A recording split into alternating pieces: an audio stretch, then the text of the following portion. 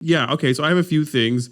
The first one off the hop that I want to get into again, and I've screamed about this a million times, that I think something's changing on the economic front for North America, even maybe on the world, like global economic scale. I think some people are probably seeing that take place now with the stock market starting to pull back with some interest rate growth. Oh my God, the markets are getting hammered. Everything is on delay order, et cetera, et cetera, et cetera. So the first item I want to talk about, and I'm sure some people have seen this, is the trucker rally. So as you're probably all aware, Justin Trudeau put in the act that you need to be vaccinated now for the truckers and for cross bordering and all that, because before they were exempt to maintain like functionality, and now he's put in the rule that they must be vaccinated to be able to cross. In response, a massive rally has begun starting from the West Coast with the plan to drive all the way across Canada and end up in Ottawa, right on Parliament, and shut things down. And it's everyone's got totally different numbers, but they instantly started a GoFundMe and they raised $3.5 million. The Facebook group has 400,000 members, that's a pretty serious amount of people to join on board on this.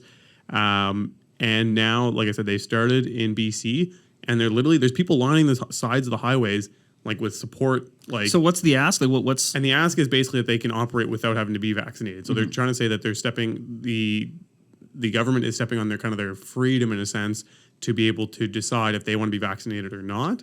And so the truckers are basically saying, like, look, we don't want to get vaccinated. We want to be able to continue to work.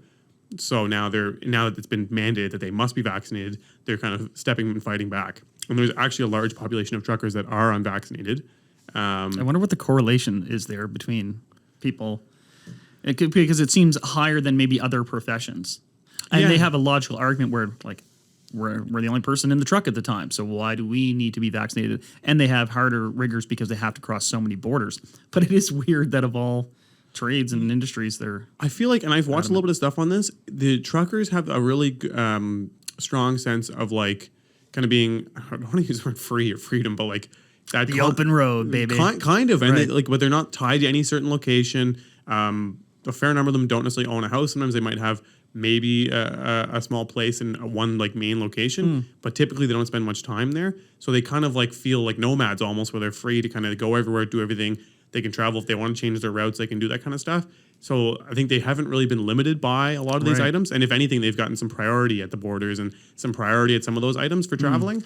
So now to be the opposite, where they're getting slapped down and having to kind of follow all the rules, they feel very kind of infringed upon. And additionally, it instantly locks up their ability to work. Also, and some people reached out to me about this when we were talking about the lack of items on the shelving. They said, oh, well, this has to relate more with the trucker situation than it does with any world economic factors. And that's a chicken and an egg argument there. Yeah. But they probably feel they've been an easy point to rally around because you see things like shipping struggles, right? And it is a national issue, right? Every other sort of segment is somewhat segmented by province or what have you. Because they're national, they're able to rally across the country. And because people can see the effects of jammed up shipping, it's an easy thing for people to rally around. And so they have. And it's interesting, and I think it's part, though, of this broader change of opinion on COVID and vaccination status. We're at that point in time, too, where there's a lot of blowback on exactly vaccination status, COVID in general. Yeah. So what is your... I know I put some other little notes on the side. I'm just a big... most of you guys probably figured out by now, I'm Mr. Conspiracy. But it's just like, what is the logic in them then finally slapping this down at this point in time now? Especially when we're also starting to face more issues with like shortage of supplies. Like we've had shortages kind of growing, and it's getting worse now, where it seems like every second week a city is completely out of goods. And then right in the midst of that, they also slap down this rule, which is now going to impact that even more, like substantially more. Mm-hmm. Yeah, and it also, when you see what other countries are doing right now, they're in doing other the opposite. States, like we are trending in the opposite direction as compared to some other major Western countries who are relaxing some of these things. And part of the problem with our society, this is, big broad strokes here, is no one is ever willing to walk something back. Yeah. Once people pick their stance, man, they die on that hill and they just refuse to give an inch. And increasingly things get more and more polar, and everyone goes to the extreme because they see one side doing one thing, so the other side has to feel like they need to go the entire opposite direction. And if we looked back on how we reacted to things through the last 2.5 years, some of it we have to realize, like, oh, maybe we overreacted to that. Yeah. And I think I mentioned it on the episode before here, where when those kids at St. FX had a little party, and Omicron or whatever started to spread, people were ready to just murder those kids. They should be fined. They should be kicked out of school. In hindsight, like, the virus was going to get here. I don't know if we're prepared for hindsight yet, Chandler. No, but wouldn't a rational, educated, open-minded person say, well, you know, in hindsight, we were maybe too hard on those kids. Like, they weren't the cause of this outbreak. And just like in hindsight, maybe some of this is what people are doing. They're like, well, we need to change our perspective on this because the data is coming in. It's not as deadly as we thought it was. Other countries are trending this way. There's this information about other impacts it's having on our society, be they economic, mental health. Maybe we should tilt, right? And maybe we should just go a couple degrees in a different direction. But people do not think that way once they have dug their heels in. Because on the other side, committed to it. But then I feel like there's also a feeling of failure if you let go of what you've now believe in. That is the stupidest thing I've ever heard. And embarrassment. Like, if you start to commit to something and then there it is. Like, do you know what I mean? Yeah. Like, if the real estate market starts falling, I'm gonna hold on. I'm gonna catch that falling sword. I'm gonna keep going down with it because I've talked it up so much. Brings us to crypto. We'll talk about that in a second. Yeah. But it's, and then people on who are anti-vax or whatever, they start making some really big claims. Yeah. And it makes it harder to agree with them. Yeah. And they don't want to make any concessions, say it's something like, oh, yeah, we need some regulations, and maybe being double vax is a good thing, but maybe it doesn't need to be mandatory. Yeah. Maybe you shouldn't impose things on them, which I talked about a little bit in the last episode referring to ESG. But they will not yield any ground. And so the other perspective will not yield any ground. And a couple of things coming out of that rant last week, I mean, Jordan Peterson, who is a staunch opposer of things like ESG and diversity, inclusion, and equality hiring and stuff like that. He just resigned from U of T. And he's intentionally provocative. That's kind of his angle, but he's also an incredibly smart and despite what you may hear out there, like, well-respected individual in a lot of spheres. His resignation was meant as sort of a protest resignation that his students, he said that his male white students are somehow disadvantaged in the academic world now, where priority is given to diverse or visual minority students. True or not, that was his position. So he took that stance and he resigned.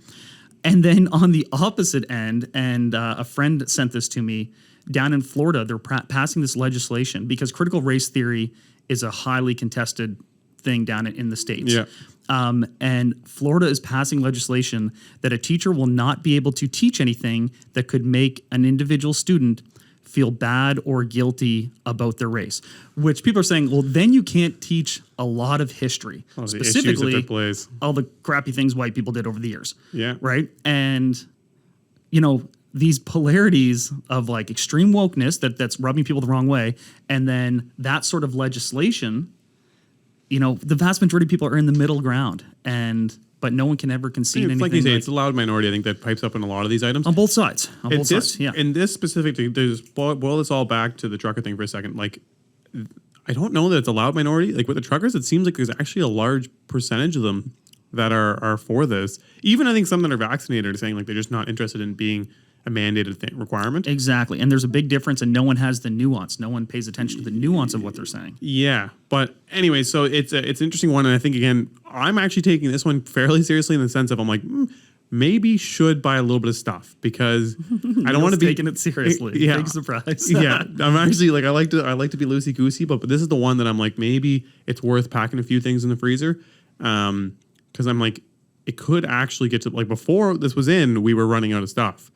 With this in place, there is, even if it's an impact of 20 or 30%, that's enough to probably put it to a point of, like, we're really running short on things. So anyways, I have a little freezer that I'm filling up with some frozen pizzas. But then just also their intent is to go to Ottawa, storm Parliament, not storm Parliament, I shouldn't say that, but they're going to block the streets around downtown Ottawa. And they have like 20,000 trucks or something. So I think they will be successful in actually blockading But they it. need to screen who shows up there. Like, just leave the wackos at home, because Yeah. then you'll have a more convincing Or argument. just stay in the trucks. Everybody stay in your truck. But yeah, anyway, so that's what's going on. That's one of the ones I want to talk about. Like I said, my other thing was just like the theories of why does this get implemented now? Like when we have a high vaccination rate, and for the most part things are under control. And I don't think, I mean, they're not necessarily perfectly under control, but it's also, I don't think the truckers are the root cause of the issue. And I understand we need to start cutting off all the little routes, but it's like this is kind of, they're a vital lifeline outside of just COVID that we might need to be kind of cautious on what takes place there. And they also have limited interaction with the average person. Like how many times do you deal with a trucker? Like also this thing is like, why do the rules have to be the exact same for every person? Yeah. This idea, like we live in a world where like, no, everything should be the exact same for every person. Yeah. No, like you should be able to make exceptions in a time of supply shortage for individuals working a specific type of job that maybe they can have different rules for them. And why is that so bad? I'm perfectly fine with someone having different rules for them than for me. Yeah. Right? Like that's not inherently a bad thing. But thanks for watching that clip from Master Keys podcast. Check out that full episode here. Don't forget to subscribe, hit the like button, and share our podcast.